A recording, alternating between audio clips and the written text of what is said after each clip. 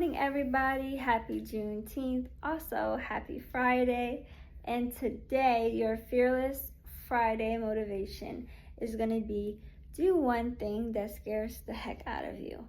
So many times in life, we allow fear to run our lives. We allow fear to get in between relationships. We allow fear to get in between maybe the job or the school that we want to apply for. We allow fear to stop us from actually achieving our goals and actually going out and doing something different. And so today I want to just encourage you, go out and do something that scares the heck out of you.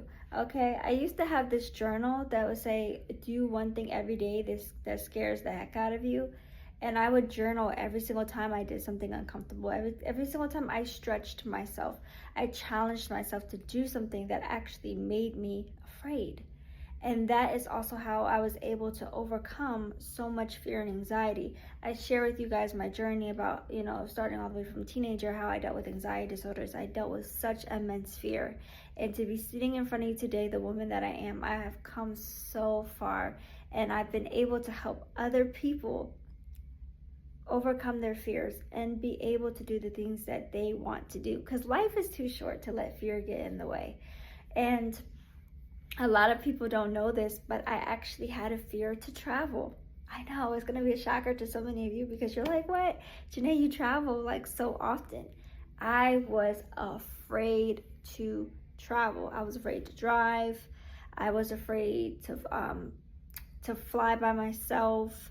Not actually afraid of flying itself, but I was afraid just of the whole going through the airport and going somewhere and not having a companion or a buddy with me. And now I travel all over the US and soon all over the world by myself. But I had to start with that one trip. And that one trip was I went to North Carolina, November of 2022. Because I decided that I wasn't going to miss out on my blessing over there. I decided that I wasn't going to let fear hold me back. I decided that I wasn't going to let the thought of people being with me, not being with me, hold me back. I decided, I booked the flight. I went to North Carolina, and some of you know this was for Pioneers Conference with Dr. Faith.